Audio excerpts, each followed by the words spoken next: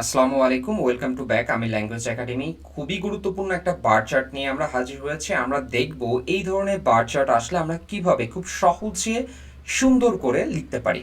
আমাদের অনেকের সমস্যা হয়। সো ভিডিওটি অবশ্যই প্রথম থেকে শেষ পর্যন্ত ধৈর্য সহকারে দেখবেন। এই ধরনের বার চার্ট আসলে আপনি নিজে নিজে লিখতে পারবেন। সো কথা না বাড়িয়ে আমাদের ক্লাসে যাচ্ছি। আমাদের অলরেডি বার চার্ট কীভাবে লিখতে হয়, কোন ক্যাটাগরিতে লিখতে হয়, এখানে কয়টা পার্টে লিখতে হয়, সব কিছু নিয়ে কিন্তু অলরেডি আমরা ক্লাস নিয়েছি। সো আমরা জাস্ট এইটা আনসার করার ট্রাই করব। অ্যাট ফার্স্ট আমাদের কি করতে হবে, যে প্রশ্নটা আগে ভালো করে পড়তে হবে। ঠিক আছে, আগে কিন্তু আমাদের প্রশ্নটা ভালো করে পড়তে হবে। প্রশ্নটা পড়ে আমাদের দেখতে হবে যে কি সম্পর্কে বলছে। এখানে যেটা বলছে যে the bar chart compares the percentage of people in different age groups who engaged in online and offline shopping in the years 2020 and 2025। তাহলে কি বলছে, আমরা এখানে যেটা পাচ্ছি, যেটা বার চার্টে দেওয়া আছে, compares the percentage of people in different age groups, তার মানে ডিফারেন্ট এজ গ্রুপস দেওয়া আছে অলরেডি। এখানে 18 to 24 এরকম 5টা ক্যাটাগরিতে ভাগ করা হয়েছে। এবং এখানে কি বলছে, who engaged in online and offline shopping in 2020 and 2025। দেখেন এখানে কিন্তু অনলাইন শপিং দেওয়া আছে, তার মানে এটা হচ্ছে 2020, এটা 2025। এটা অফলাইন শপিং 2020, অফলাইন শপিং 2025। তাহলে প্রথম যেটা, এটা হচ্ছে 2020 অনলাইন। আবার এইটা যেটা, সেটাও হচ্ছে অনলাইন কিন্তু 2025। আর এখানে যেটা, সেটা হচ্ছে অফলাইন, এটা হচ্ছে অফলাইন, সেটা হচ্ছে 2020। আর এটা হচ্ছে অফলাইন 2025। আপনারা কি করতে পারেন, প্রশ্ন এভাবে লিখে নিতে পারেন, কোনো সমস্যা না, আপনাকে কিচ্ছু বলবে না। আমাদের কি করতে হবে একটু আমরা দেখি, যে summarise the information by selecting and reporting the main features and make comparison where relevant. খুব ভালো করে খেয়াল করতে হবে যে আমাদের মেইন ফিচার্সগুলো ব্যাখ্যা করতে হবে, এবং যেখানে কম্প্যারিজনস বা তুলনামূলকের কোনো কিছু আছে রিলেভেন্ট, সেটা আমাদের করতে হবে। সো আমাদের এটা দিয়েছে, আমাদের সময় 20 মিনিট। তাহলে এই 20 মিনিটে আমরা লেখা শেষ করবো, যদি আমার একটু সময় বেশি লাগতে পারে। সো আমরা এটা দেখলাম, দেখার পরে আমরা এখন কি করব, এই যে প্রশ্নটা আছে এইটাকে ফার্স্ট যে কাজ, সেটা হচ্ছে ইন্ট্রোডাকশন। ইন্ট্রোডাকশনকে কি করতে হয়, রিরাইট করতে হয় অথবা প্যারাফেস করতে হয়। তাহলে আমরা ফার্স্টে কি করব, এইটাকে আমরা রিরাইট বা প্যারাফেস করব। সো প্যারাফেস করতে হলে কি করতে হবে, এখানে প্রশ্ন দেওয়া আছে, the bar chart compares the percentage of people in different age groups who engaged in online and offline shopping in the years 22 and 2020 and 2025। আমরা এবার আনসার করব, আনসারটা দেখব। প্রথম যে অংশটা আছে এটাকে আমরা রিরাইট করেছি ইন্ট্রোডাকশন হিসেবে। কি করা হচ্ছে দেখেন, এখানে দেওয়া ছিল দ্য বার চার্ট কম্পেয়ার্স, আমরা এখানে দিচ্ছি কি দ্য বার চার্ট ইলাস্ট্রেটস। ঠিক আছে, যেহেতু একটাই বার চার্ট, এই কারণে আমরা এখানে দ্য বার চার্ট ইলাস্ট্রেটস, আমরা এই কম্পেয়ার্সের জায়গায় এই শব্দটি ব্যবহার করছি, ইলাস্ট্রেটস। ঠিক আছে, এবার কি দেওয়া আছে দেখেন, দ্য পার্সেন্টেজ অফ পিপল, তার মানে আমরা কি দিব, পার্সেন্টেজ এই জায়গায় দিতে পারি, দ্য প্রপোর্শন অফ পিপলের জায়গায় আমরা কি দিতে পারি, ইন্ডিভিজুয়ালস। এই যে এটার সাথে কিন্তু এটা রিলেটেড, দেখেন আমরা কিন্তু এখানে চেঞ্জ করছি। এবার কি দেওয়া আছে, ডিফারেন্ট এজ গ্রুপস, আমরা individuals from 5 distinct age categories. তাহলে এজ গ্রুপ দেওয়া ছিল, সেটার পরিবর্তে আমরা এজ ক্যাটাগরিজ দিয়েছি। এবার কি দেওয়া আছে, হু এঙ্গেজড ইন অনলাইন, আমরা হু এঙ্গেজড ইন বোথ ব্যবহার করেছি, তার মানে কথাটা কিন্তু রিরাইট হয়েছে, online and offline shopping in the years 2020 and 2025। তার মানে আমরা কিন্তু অর্থ সেম রেখে আমরা ইন্ট্রোডাকশনে কি করব, রিরাইট করব বা প্যারাফেজিং করব। আমাদের প্রথম কাজ কিন্তু শেষ, আমরা চেঞ্জ করেছি কোন জায়গায়, কম্পেয়ার্সের জায়গায় ইলাস্ট্রেটস দিয়েছি, পার্সেন্টেজের জায়গায় প্রপোর্শনস দিয়েছি, পিপলের জায়গায় ইন্ডিভিজুয়ালস দিয়েছি, ডিফারেন্ট এজ গ্রুপসের জায়গায় 5 ডিস্টিংক্ট এজ ক্যাটাগরিজ দিয়েছি, এবং বাকি যেটা অনলাইন অফলাইন এটা উল্লেখ তো করতেই হবে, এবং সাল দুইটাও তো উল্লেখ করতে হবে। সো আমরা এটা মানে কোনো চেঞ্জ ছাড়া এটা আনচেঞ্জড রেখেছি। সো আমরা এইভাবে কিন্তু আমাদের প্রথম অংশটা শেষ করে ফেললাম। আমরা দেখলাম ইন্ট্রোডাকশন কিভাবে লিখতে হয়। এরপরে আমাদের যে মোস্ট ইম্পর্টেন্ট যে পার্ট, সেটা কি করব আমরা, সেটা হচ্ছে ওভারভিউ। এই ওভারভিউটা আমাদের লিখতে হবে। এখানে আমরা কি করব না, কোনো স্পেসিফিক ডেটা উল্লেখ করব না, কোনো স্পেসিফিক কি করব না, ডেটা উল্লেখ করব না। এটা খুব কিন্তু খুব কিন্তু গুরুত্বপূর্ণ একটা অংশ। সো আমরা এটা করার চেষ্টা করি। আমরা জানি যে ওভারভিউ লেখার জন্য ওভারঅল কথাটা লিখে নেওয়াটা বেশি পারফেক্ট। সো আমরা এটা লিখলাম। আমরা এবার যে কাজটা করব সেটা হচ্ছে এখানে আমরা বেশ কিছু বিষয় নোটিস করব।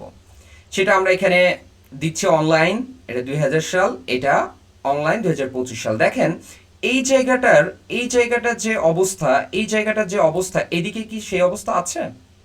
দেখেন এদিকে কি সেই অবস্থা আছে? এদিকে দেখাচ্ছে এই দুইটার অবস্থা ভালো, তাই না? এইগুলোর অবস্থা ভালো।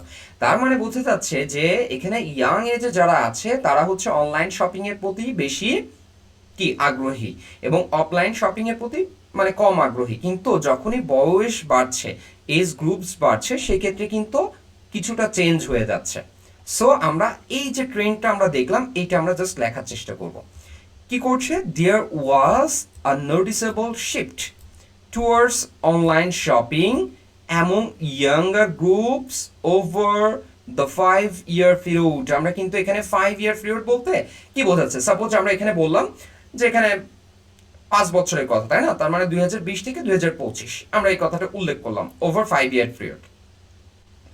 বলছে দেয়ার ওয়াজ, এখানে আমরা বলছি যে there was a noticeable shift towards online shopping among younger groups over the 5-year period।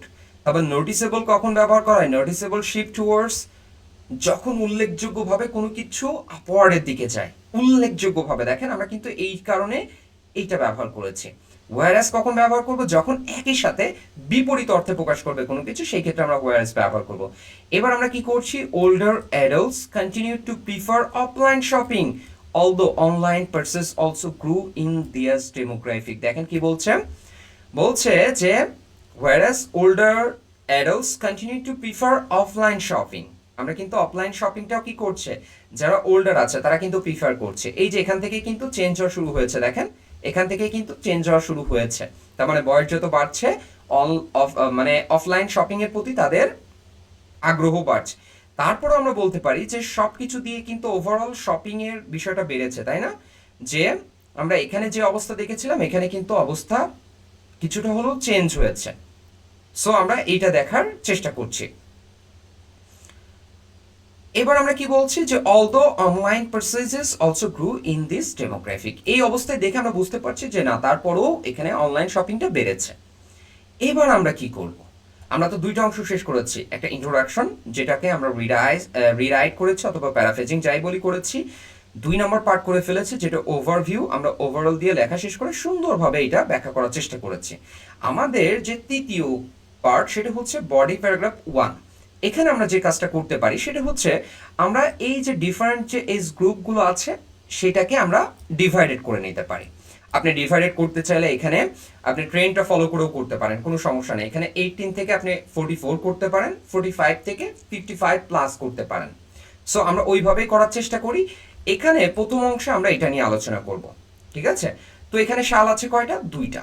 একটা হচ্ছে মানে সাল এখানে 5 যে 5 বছর যে পিরিয়ড এইটা তো আছে, কিন্তু মেনশন করা আছে কি 2020 এবং 2025 সাল।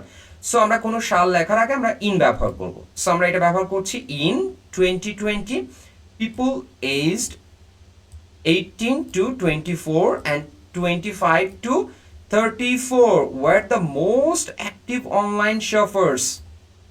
ভালো করে খেয়াল করবেন এখানে কি বলছে অনলাইন শপিং এর ক্ষেত্রে। দেখেন যে কি বলছে এখানে, কিন্তু অনলাইন শপিংটা কি ছিল বুঝতে পারছেন? যে এখানে অনলাইন শপিংটাই কিন্তু বেশি ছিল।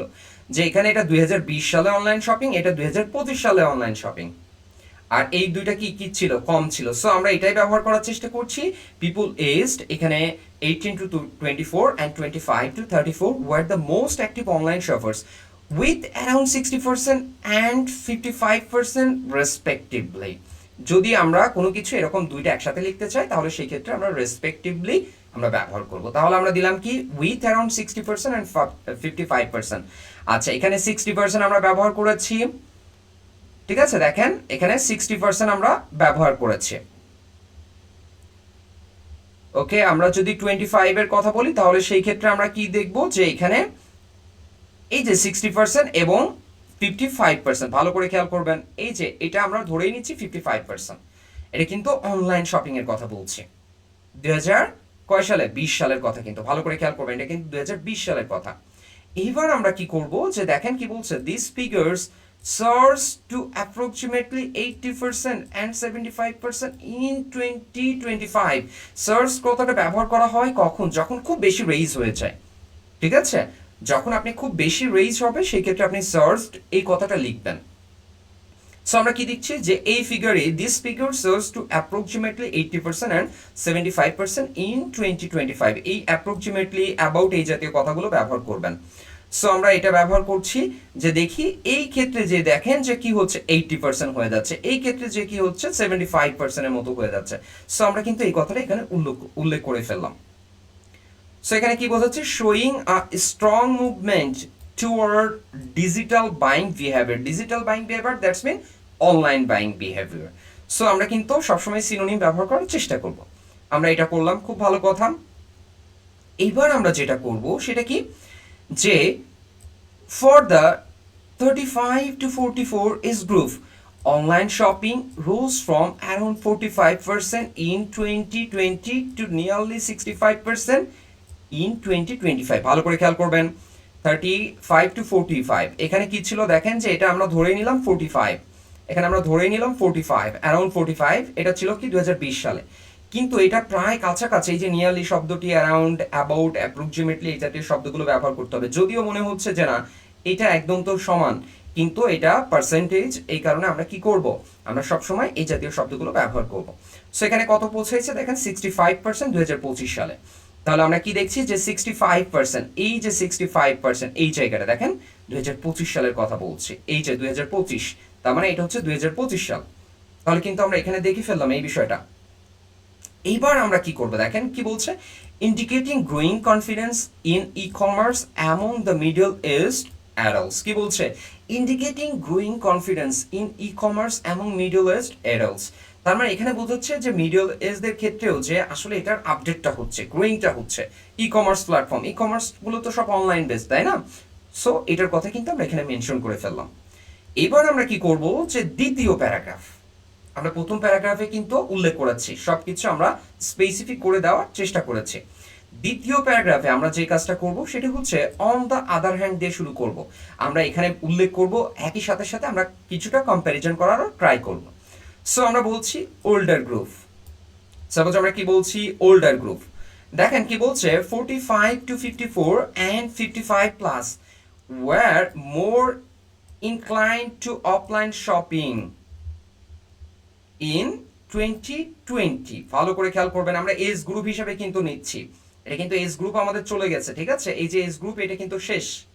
এখন আমরা কি করছি, আমরা যেটা করছি সেই ক্ষেত্রে দেখার চেষ্টা করছি যে এই এজ গ্রুপের কথাটা আমরা কিভাবে ব্যাখ্যা করব।